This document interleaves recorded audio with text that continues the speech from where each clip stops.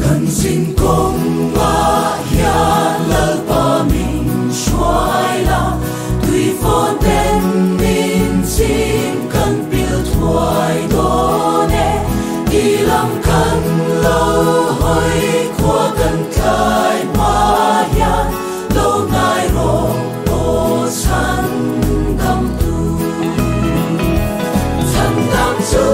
mình xoay rồi cần xin công hoa hiền khi lẽ hoa tùy phone tên mình xin ra nghe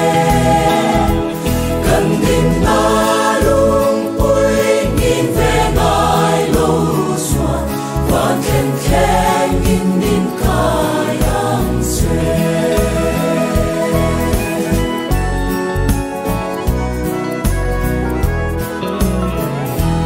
cô về linh ninh áo đinh lệ về lâm mà mù xịt là áo thon tên mình rộn cho ngã har sát na cara cần đi tùy farli lo na la an san nghe thành đam chu nên xoay lo cần xin có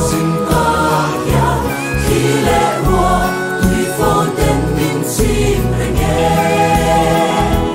cần tin na luôn vui nhìn về ngài lâu xuân và khen khen nhìn nhìn cái ăn xe感动出你的切尔当杜你是的这fin na thing kan nei pha hiao na turin đầm chung đi chia đan mình diệt đi răng che đi van chân xin khi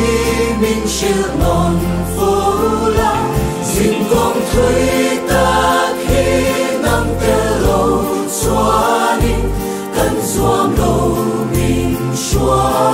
yang che